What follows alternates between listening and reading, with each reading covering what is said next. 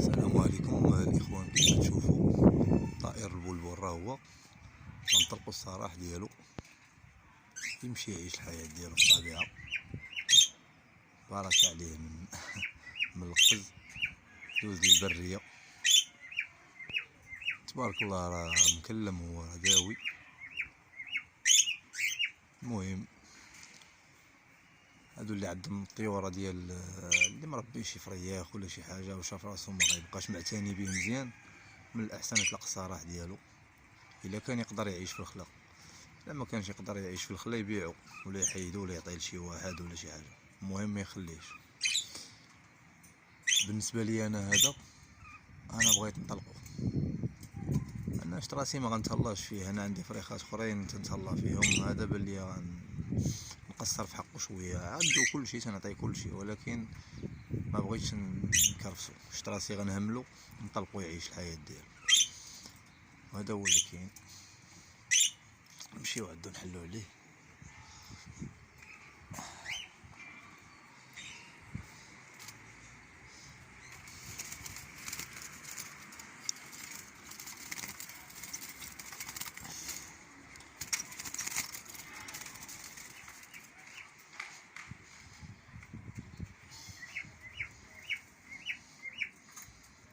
دابا محلول.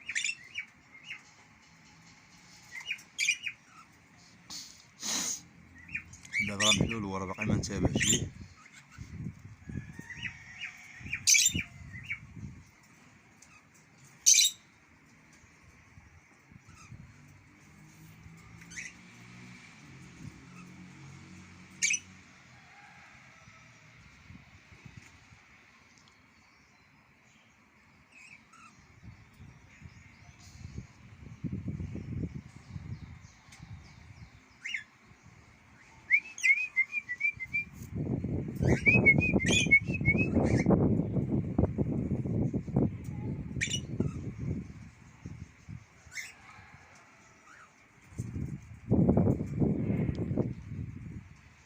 يشوف الباب محلول وما تايقش.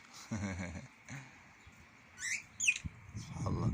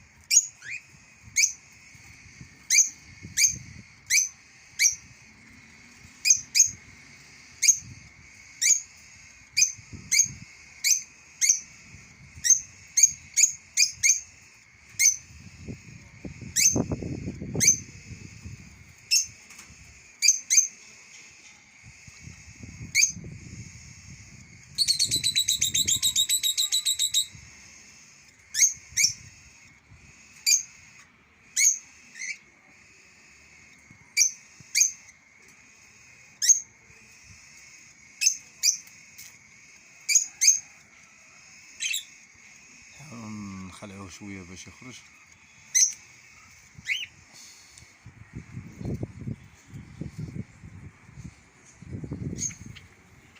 شحال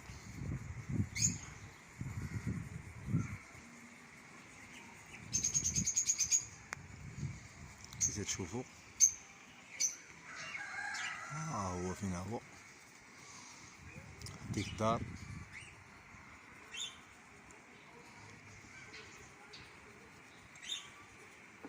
قفص راه غنخليه ليه نفس صح، ما تعرف يجوع ولا شي حاجه وما يعرف ما ياكل ولا شي حاجه، يلقاه بعدا يلقى بلاصتو كاينه.